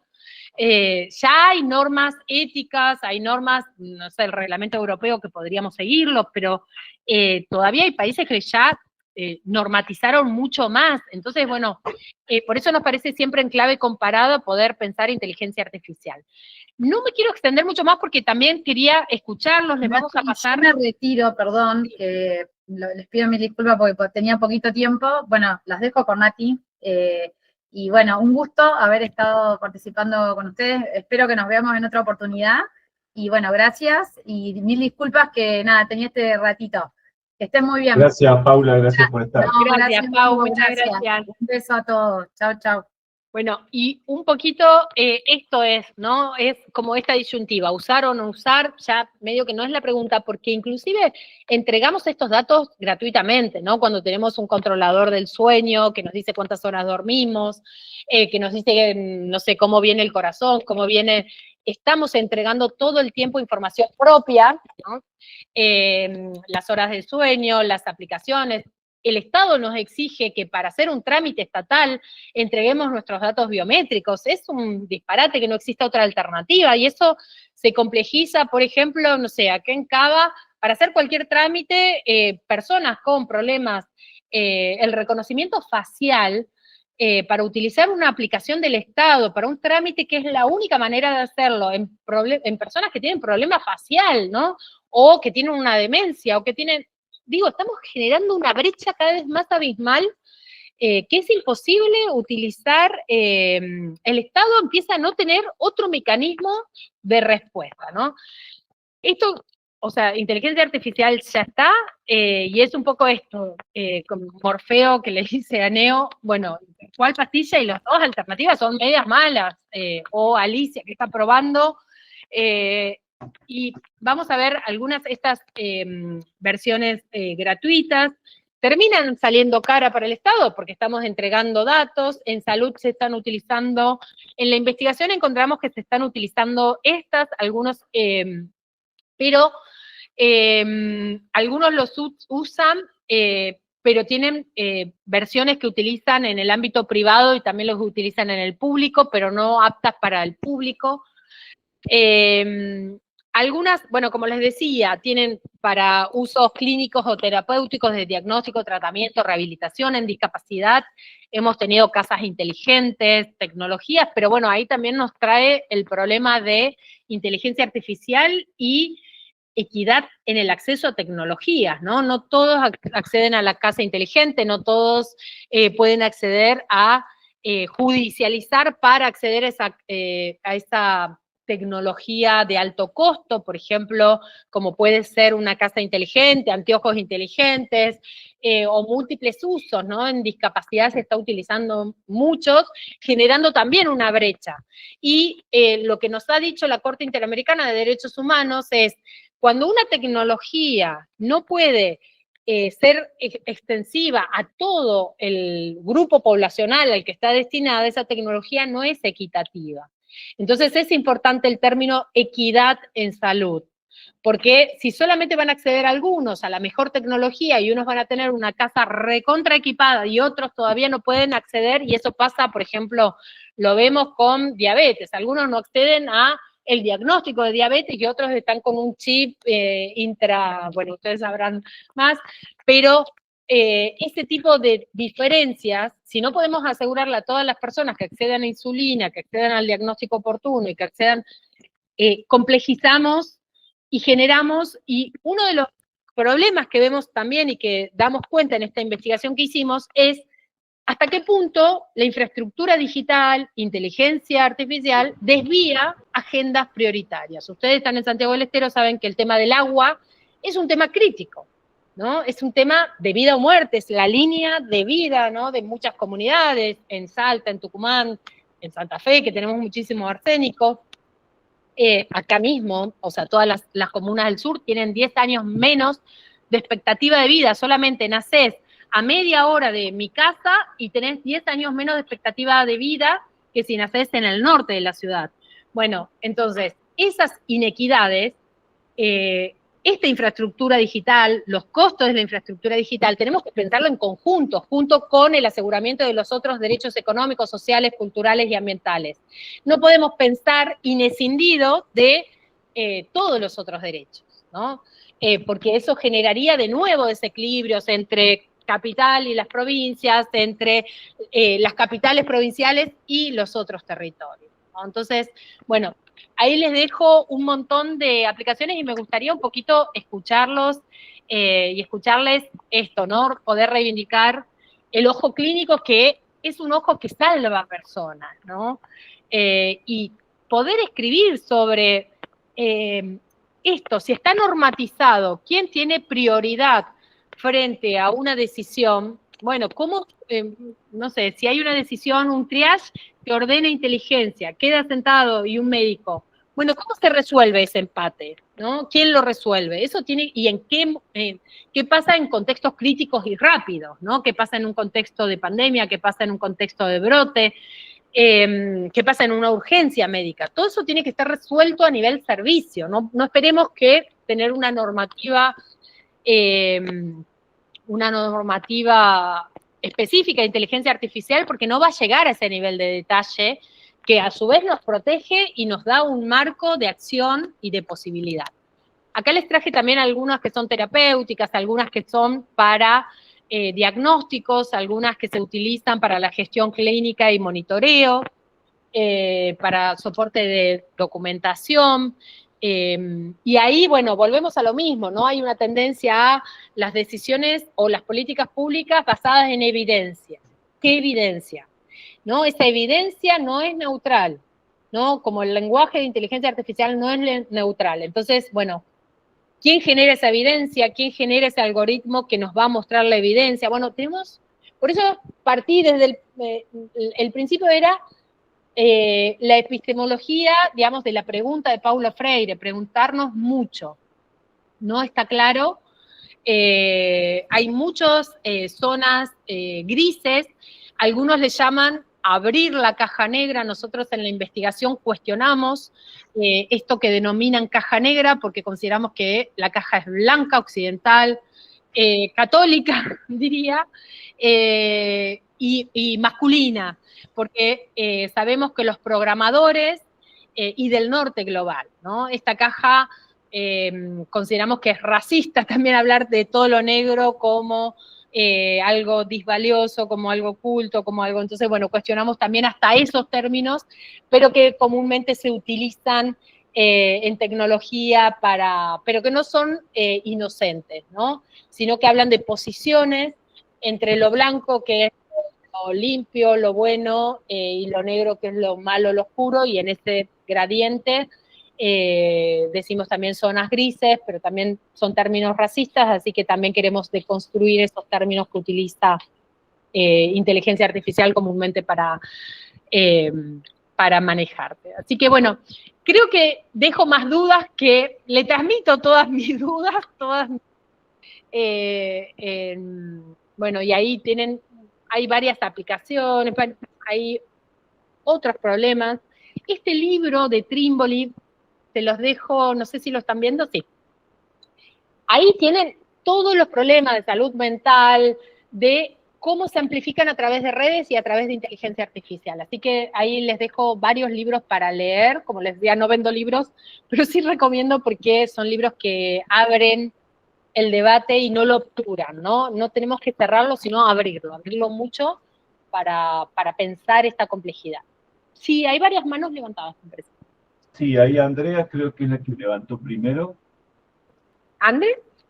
Sí. Sí, nada, estaba leyendo lo de ciberlaxia, que me ha interesado mucho, pero quería preguntarte, al principio vos has presentado una diapositiva que hablaba del género.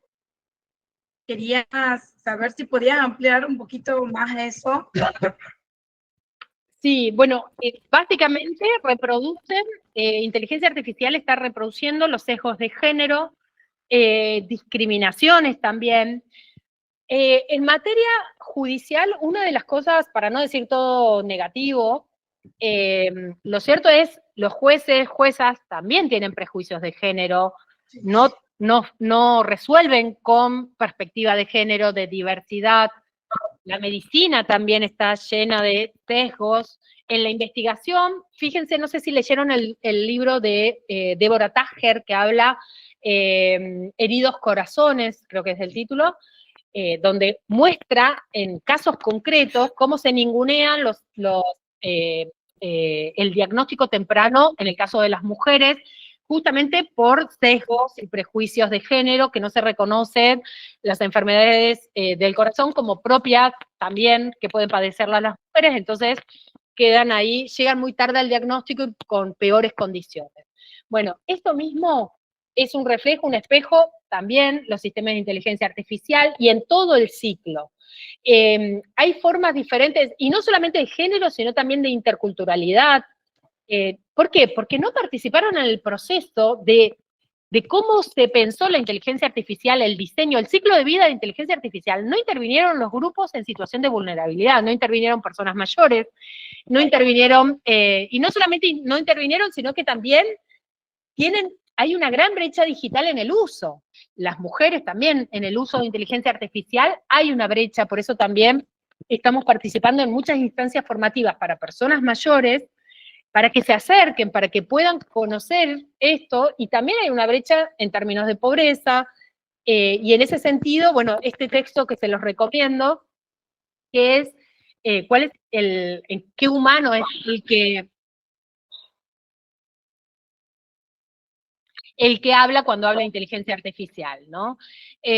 Las respuestas son sesgadas, y dentro de los errores, el error, y por ejemplo, para la selección de personal, frente a currículum vitae masculinos, la selección, la probabilidad es que elija más de lo mismo.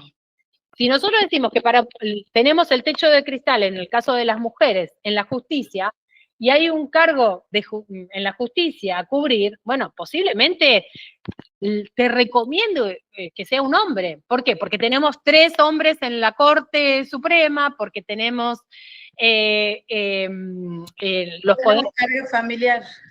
Claro. Y en ese sentido reproduce y es reflejo, pero a su vez también podemos ver discursos del odio, podemos ver amplificados también. En este libro Atlas, es gratuito la descarga. A mí porque me gusta soy ambientalista, pero me gusta el papel porque soy una generación que lee en papel, así que lamentablemente hasta me imprimo mi propio estudio porque necesito el papel para corregir. Y aparte mi memoria necesita lo visual para poder escribir y para ver y para todo. Así que, pero se los recomiendo porque ahí tienen también muy analizado cómo operan, dónde operan.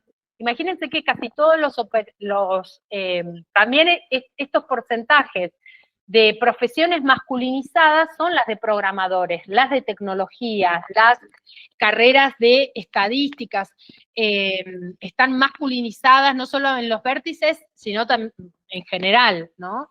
Porque nosotros tenemos, por ejemplo, salud está feminizada, educación está feminizada, en los vértices está masculinizada.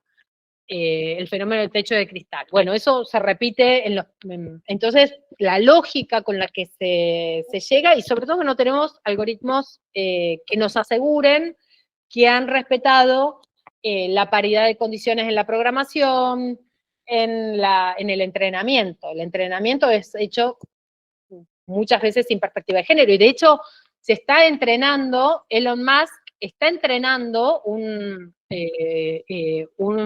sistema de inteligencia artificial totalmente antigénero, antiderechos humanos, así que es intencional, ¿no? Las respuestas. Así que ahí... Sí, me he quedado pensando en esto que decía. Honestamente no me imaginaba que en justicia era tan común quizás el uso de la IA, ¿no? Porque en uno de las presentaciones que he hecho en este congreso que hemos ido de acá de Santiago, el caso que yo presentaba era justamente de una mujer con perspectiva de género e interseccionalidad. Y una de las cosas que nos cuesta en salud, pero bueno, como yo siempre trabajo en salud, no tengo idea cómo serán los otros ámbitos, o lo veo desde la falta de corresponsabilidad quizás, es que justamente son intervenciones fragmentadas. Entonces, por ahí yo como trabajador social me mato haciendo un informe para que pueda verse toda la historia de esa persona, para que no se pueda ver una mujer que solo consume y ejerce trabajo sexual y que quede ahí, y en base a eso se tome una decisión judicial o no, sino que se pueda poner en contexto toda la historia de vida de esa mujer, cómo llega a ese punto. Y la verdad que me preocupa un montón saber ahora que en la justicia también se utiliza la inteligencia artificial, o sea... Sí, lo creo que se está utilizando de manera informal, sin protocolos, sin guías. Claro. Y le agrego algo, nosotros siempre también cuando estamos en el sector salud pensamos que tenemos problemas con los datos. No saben lo que es el sector justicia con los datos. O sea, la información que producen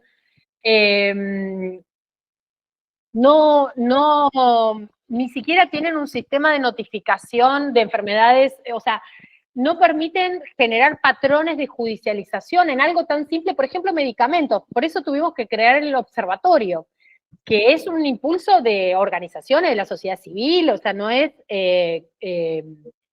eso, la información que es importante tener como dato, la justicia no lo sabe. Por ejemplo, datos que distintas fuentes de información, y no permiten saber, por ejemplo, si entras al caso, ¿no? Si ves cada una de las historias clínicas o cada una de las sentencias, te das cuenta qué sucede, pero eso es absurdo, no genera estadísticas la última estadística que publicó es 2013, iban publicando los fallos, pero no generan información estadística que te permita establecer un patrón de judicialización, ¿no? Algo que nosotros decimos, bueno, los laboratorios inducen demanda, no lo podés comprobar.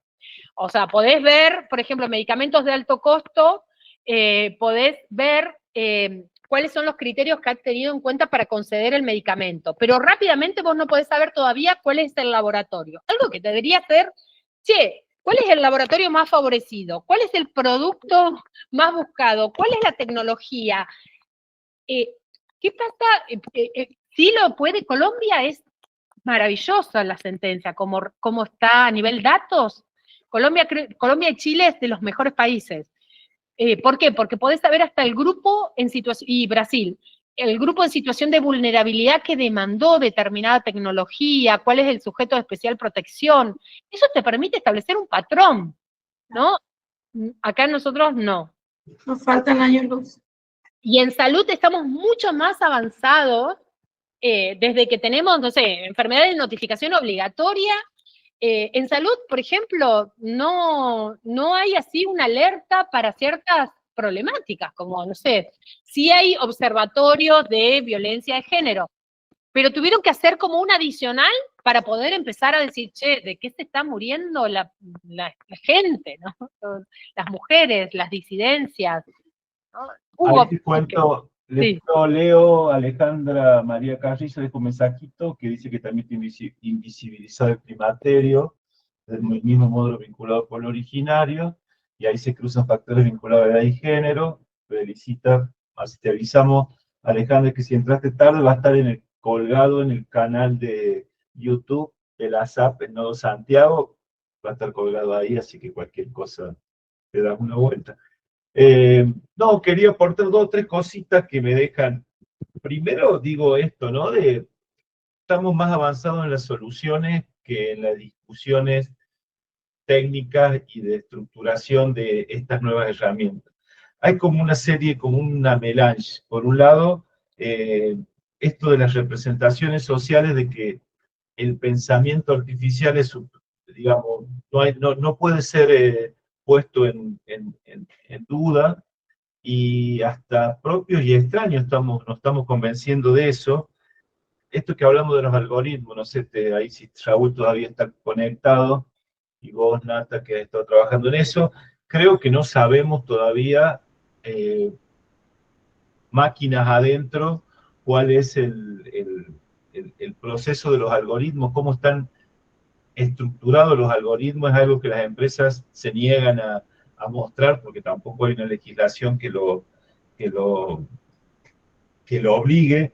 Y 2 cositas que me parece central. Primero, el sector público no está invirtiendo en equipos de recursos humanos que puedan hacer todo esto que estamos planteando, ¿no? Bajamos soluciones a los hospitales, y por lo menos por acá, en el sector salud, que Raúl está medio cercano, nuestra historia clínica, por ejemplo, no tiene ningún tratamiento, protección especial para datos sensibles que no puedan, tanto hablando de VIH, enfermedades de salud mental, cualquier persona médica que tengamos el acceso, no hay ningún protocolo de resguardo de esa información, que es algo que hay que tener en cuenta, me parece que es elemental. Y esto de aplicar toda esta cuestión normativa en esto, digo, el ejemplo que me pareció muy interesante, esto que les comentaba del Hospital de Fría. Bueno, listo. ¿Quién desarrolló el algoritmo? Él hablaba de que la gente en la guardia redactaba los prompts para hacer el triage. Esto me refiero a una nota que le hacen al director. Ajá, dice que el personal de enfermería está entrenado. Bueno, ajá, ¿qué supervisión hay de esa dinámica de escribir prompt? ¿Cuál es la fuente? ¿Cuáles son los sesgos? ¿Hay un estudio, digamos, prospectivo de ese proceso? Me parece que estamos bajando soluciones. Y lo que decías vos de las alertas, Nati, a mí estamos haciendo un trabajo en la universidad, que con todo, algo hablé con Raúl para el año que viene, a ver si se puede encontrar. No logramos que las máquinas de laboratorio hablen con los sistemas de historia clínica, por ejemplo, de enfermedades de transmisión materno-infantil, la transmisión vertical. Se nos siguen perdiendo hijos de mamás con VIH, de mamás con Chaga, de mamás con hepatitis, los encontramos a los 3 o 4 años, y perdemos esa ventana esencial para el tratamiento. Digamos, apliquemos la inteligencia artificial para lo que hace falta, y por ahí estamos muy pensando en estas aplicaciones que reemplacen el raciocinio médico antes de resolver cuestiones prácticas de la gente, cómo saco turno, cómo accedo a los resultados de pruebas y demás. Bueno, eso quería aportar nada más. Excelente, y coincido en todo lo que decís, y sobre todo porque también eso, no estamos resolviendo cuestiones como más simples, ¿no? Y cómo también al poner determinados sistemas estamos excluyendo, ¿no? Hay sistemas que son excluyentes, o sea, la aplicación, cualquier aplicación para una persona mayor, tipo que no es, digo, hay algunas excepciones, pero puede llegar a ser totalmente excluyente. Así también, digo, los sistemas hoy por hoy, estamos capacitando personas mayores y la verdad que lo usan mejor, decimos, que sus nietos, que su familia, que se han simplificado, ¿no? Pero en la gestión, muchas veces utilizar un sistema digital, ni siquiera hablo basado en inteligencia artificial, excluye, ¿no? Entonces, y también pasa que, y eso a mí me llama mucho la atención, que en cualquier, ahí creo que pusieron algo de abuso sexual, ¿no?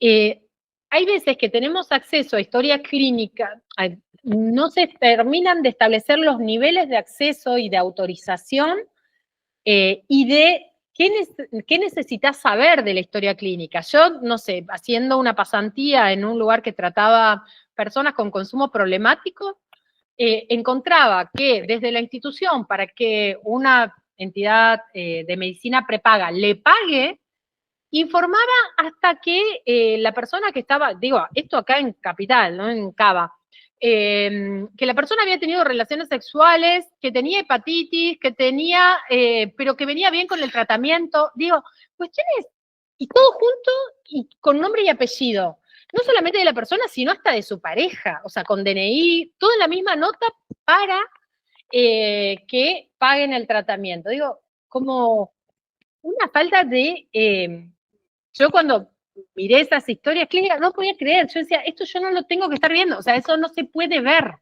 eso ustedes no lo pueden mandar así, o sea, como, bueno, estamos con el problema que ni siquiera tenemos definido bien en claro cuáles son los datos mínimos que tiene que tener una historia clínica. Hay historias clínicas todavía acá en Ciudad de Buenos Aires, ni siquiera dan cuenta de la diversidad sexual o sexogenérica, ¿no? Siguen hablando de hombre y mujer cuando tenemos una ley de identidad de género.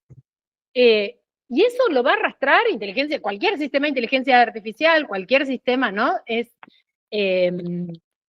ahí, no sé, en el chat, porque justo estoy proyectando. Sí, ahí Alejandra Carrizo nos habla que ella da fe, que trabaja en un hospital materno infantil, la continuidad de cuidado, seguimiento, sobre todo cuando el paciente vive lejos, es totalmente, dice que es de Formosa, es algo también, eso sí, adhiero a Alejandro porque lo estoy trabajando en el hospital donde trabajo y es difícil. Y ellos tienen el sistema SIGHO, SIGHO. Nosotros teníamos aquí unos SIGEO que sonaba parecido, no sé si era el mismo, aquí en Santiago, pero no prosperó. Pero esto que plantea Alejandro me parece fundamental, con un escenario epidemiológico de enfermedades crónicas no transmisibles, donde la línea de cuidado requiere tantos eventos de supervisión, no tener herramientas todavía que nos den una mano con eso, me parece un despropósito y estamos pensando en proyectos, ¿no?, faraónicos, con inversiones monstruosas. Hay cuestiones que por ahí no hay. Sí, dale, Alejandra. Sí, lo que ahí se escucha. Sí, perfecto. No, lo que el SIGO es el sistema de gestión hospitalaria, que nosotros ahí tenemos como varias ventanas abiertas, donde, bueno, pero yo soy psicóloga en realidad, ahora estoy acá en el hospital atendiendo y hago clínica de adolescentes en las tardes, digamos, a la mañana veo toda la parte de niños y todo lo que es perinatología también. Pero en el tema de lo que registramos en la evolución del SIGO, de lo que decía Natalia recién, creo que hay un límite muy, muy frágil en torno a la confidencialidad de los datos, y por ahí los que trabajamos en salud mental, cuando hacemos un registro de esas historias, bueno, cómo el cuidado del paciente o del usuario para no exponer datos que tengan que ver además con la intimidad, ¿no? Pero como que tiene que haber como acuerdos claros en torno a qué registramos, cómo lo registramos, qué es aquello que nos sirve con fines epidemiológicos, y cuando ponemos una información que es innecesaria de registrar en la evolución de ese sistema electrónico que tenemos y que debemos dejar en nuestro archivo privado o las fichas que tenemos de cada paciente en formato papel, pero sí creo que es un límite como muy frágil y en el cual tenemos que tener acuerdos con respecto a qué es aquello que se debe registrar por una cuestión epidemiológica y de la continuidad de cuidados, y qué es aquello que en virtud de, digamos, el respeto a la intimidad y la confidencialidad de los datos debería estar bajo otro formato. No sé si se entiende, pero pido disculpas porque entré tarde, pero me pareció riquísimo lo de la exposición. ¿Sí? Excelente, Alejandra, y sí, coincido en todo lo que mencionás. Ahí está Raúl. Sí, ahí yo ahora voy a hablar desde el lado de los sistemas de información, ¿sí? Un poco con lo que decía Alejandra recién. Está bueno esto de que los datos no aparezcan en el seguimiento, en la epicrisis, no sé cómo es que le llaman, pero el que quede en el papel y que no esté registrado en el sistema. Los sistemas hospitalarios tienen que tener, siempre tienen que estar con todas las normas de seguridad de la confidencialidad de la información, ¿sí? Entonces, lo que Alejandra escribe sobre el paciente Pepe solamente la tiene que ver Alejandra y Pepe eventualmente, ¿sí? El tema es, si Alejandra no pone lo de Pepe en el sistema, después no puede llevar estadísticas o algo de la evolución de Pepe dentro del sistema, sino que lo va a tener que hacer con su papel. No sé si me explico. El pro y el contra está siempre ahí, pero si el sistema está bien diseñado con todas las políticas de seguridad y de acceso a la información y todo lo demás, no debería ser inconveniente que Alejandra pueda escribir todo el seguimiento y todo lo que pasa con su paciente y nominarlo a Pepe, ¿sí? Después pasará por un proceso de anonimización para publicar el resultado. Claro, ahí dice que accede en la ventana de evolución y ya está, sí. Sí, tal cual. Valeria pidió la palabra, Valeria Sí. Heredia, creo. Dale, Sí, Valeria. Valeria. Ahora sí. Sí, bueno, no, lo que quería aportar es más o menos lo que decía Alejandra, que creo que todavía nos falta mucho en depurar los sistemas para saber quién tiene el acceso a la información cuando esa información es necesaria que la conozca todo el equipo de salud. Yo trabajo en la maternidad del hospital regional y nosotros, por ejemplo, tenemos pacientes que son VIH positiva. Entonces, por una cuestión de bioseguridad, todo el personal debe conocer que la paciente tiene por normas de bioseguridad. Entonces, hay datos que, por ejemplo, el personal de enfermería no tiene acceso a ese diagnóstico, entonces creo que todavía nos falta mucho trabajar en depurar, de acuerdo al rol, cuál es la información mínima y necesaria que necesitas para trabajar con esa paciente. Creo que todavía nos falta mucho en depurar eso. Está bueno eso, mira, hace 1000 años, vale, yo cuando sabía que me iba al campo, hice una práctica en la vieja maternidad del Hospital Misericordia en Córdoba. A lo mejor vos te has cruzado con Miguel Cobri, era jefe de servicio, y él, me acuerdo, con esto que vos estás diciendo, él decía, una vez una de las residentes, estaba en esa época, de aquellos años, el miedo con el tema del HIV, estaba disfrazada como un astronauta, como en el COVID, haciendo un parto. Entonces, Miguel le pregunta que por qué, porque bueno, tenía unas lesiones que se podían vincular, bla, bla, bla. Entonces él dijo que o se ponía eso para todos los partos, o respetaba los procedimientos, que esa es una discusión, ¿no? Digo, ¿realmente se necesita conocer por bioseguridad, o deberíamos hacer los procesos estándar que minimizan la posibilidad de contagio, salvo que haya un accidente de bioseguridad, que ahí deberíamos ver si esa paciente tiene alguna posibilidad de una infección. Lo que vos planteás es súper interesante porque genera un montón de debate en los servicios. Es tal cual, ¿no, Hugo? Eso, yo pensaba lo mismo si era necesario conocerlo o no, o proceder de manera segura, biosegura en todos los casos, y bueno, eso, como el caso de, sobre todo también lo que es complicado esto de esta carga, digamos, de los datos, es que puede ser usado en contra, tanto por las prepagas, las obras sociales, el acceso laboral, o sea, el perfilamiento también, que muchas veces, o sea, si bien es un uso de alto riesgo prohibido en muchos casos, el perfilamiento laboral no podría o no debería tener en cuenta este tipo de datos, pero también los datos se venden, ¿no? Y los tienen corporaciones, y tienen una perspectiva. Una corporación es una empresa lucrativa, que puede ser transnacional, nacional, pero lucran con datos.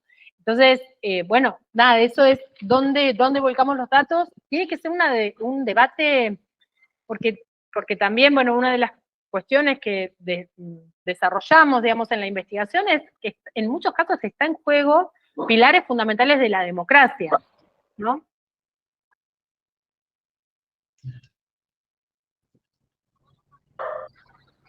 Es la perra que no deja entrar a nadie acá. Hablando de esto, fíjense, nosotros todavía seguimos teniendo, fíjense que esos problemas que tenemos en las historias clínicas, los vamos a seguir arrastrando si no los pensamos, y si no, los vamos a arrastrar ahora a un sistema de inteligencia artificial.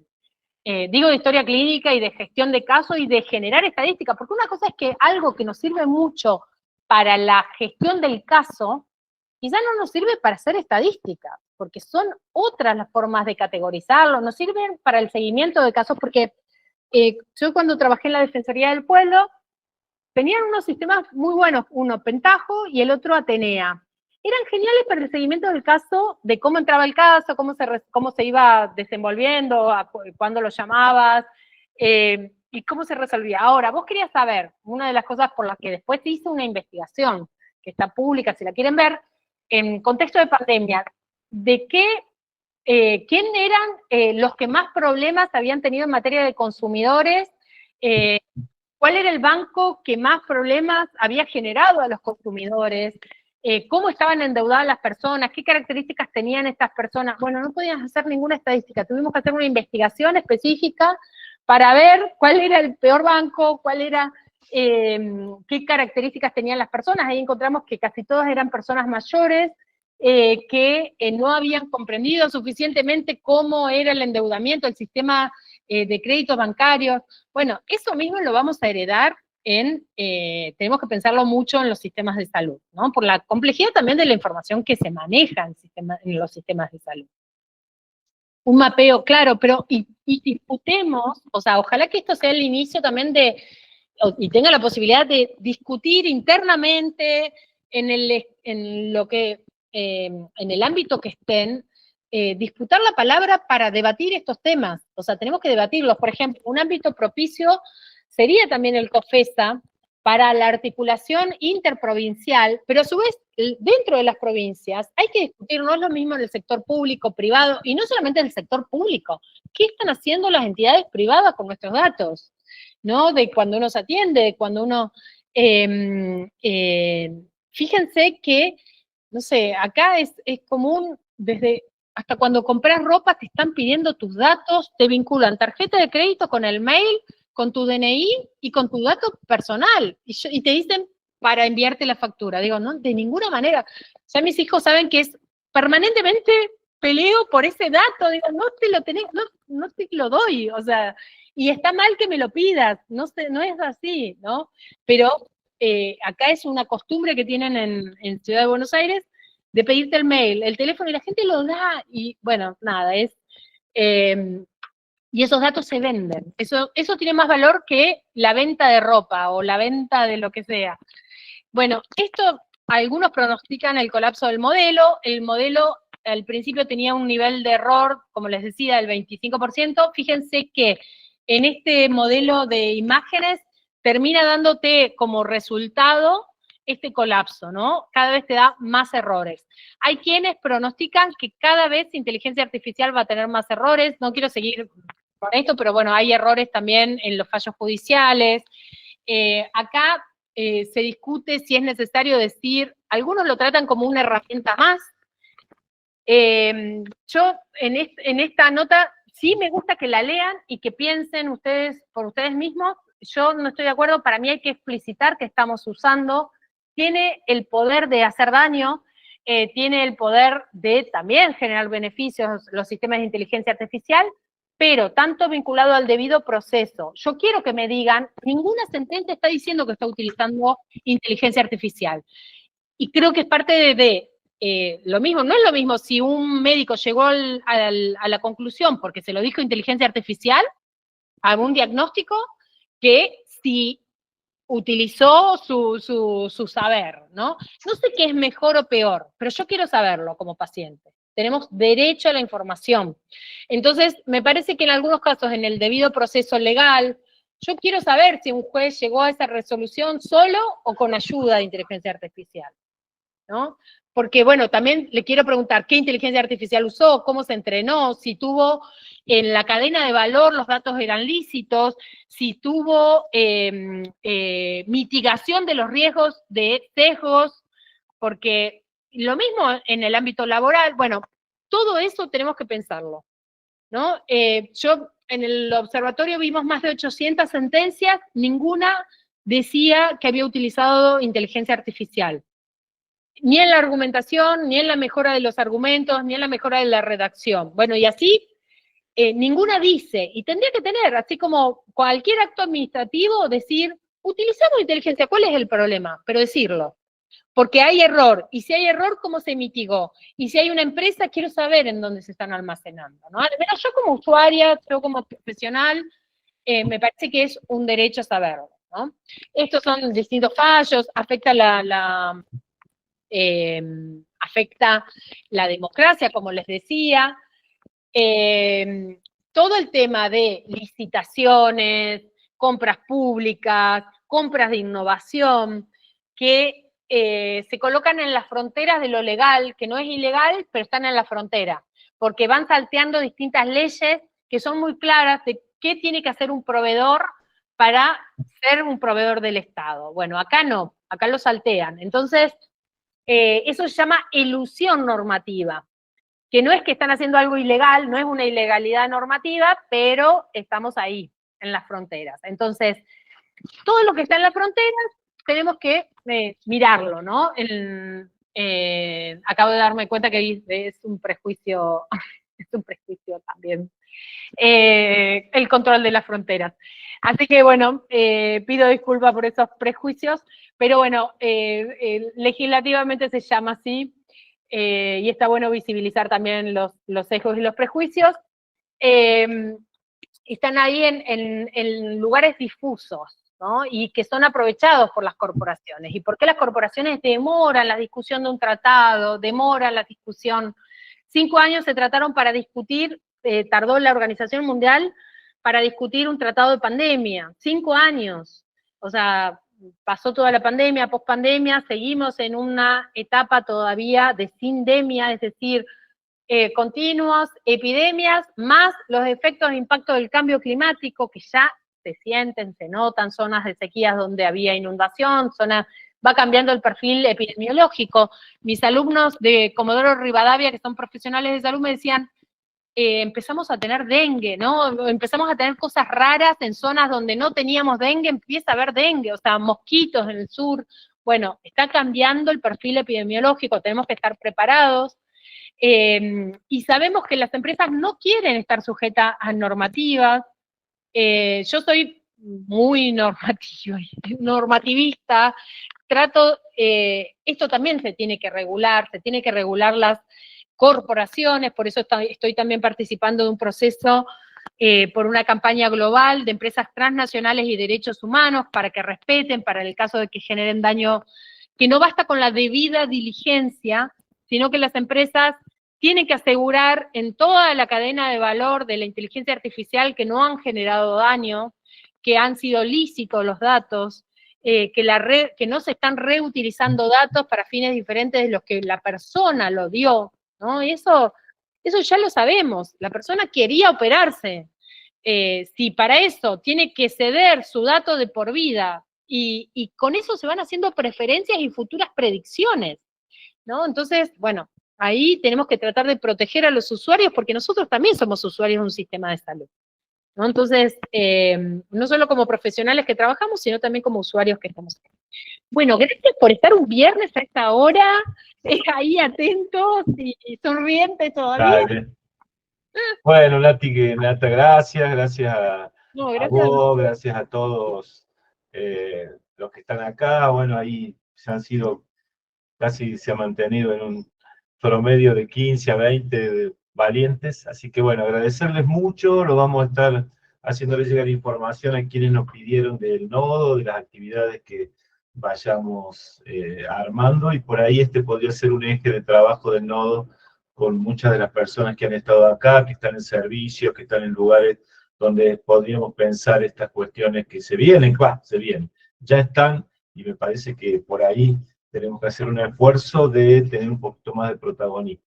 Bueno, gracias, no sé qué más decirles, gracias por todo. Ahí en el canal va a quedar, por si alguien quiere revisar algunas citas que tiró Natalia, lo vamos a tener ahí, les puse y le vamos a hacer una certificación. ¿El material lo comparten? ¿Cómo? ¿El material lo comparten? Sí, lo comparto, así lo tienen, porque ahí hay varias cosas para ver y ver también la investigación, si quieren descargarla, y creo que está en el chat. Y mismo los libros, las publicaciones sobre derecho a la salud, que también ese es un tema súper interesante para verlo, para analizarlo, a partir de ver la salud, a partir de los determinantes económicos, legales de la salud, y no solamente los determinantes sociales de los que siempre hablamos, y los determinantes políticos, ¿no? Así que, bueno, no sigo hablando porque puedo estar hablando horas, a disposición para seguir después tipo taller, que si quieren voy allá y hacemos un taller de uso, porque también es importante usarlo para ver los problemas, porque si no, o para ver las soluciones también que nos da, por ejemplo, en la redacción, como les decíamos, Notebook, LM, te lo recomiendo, porque bueno, eso lo podemos hacer cortito para usarlo.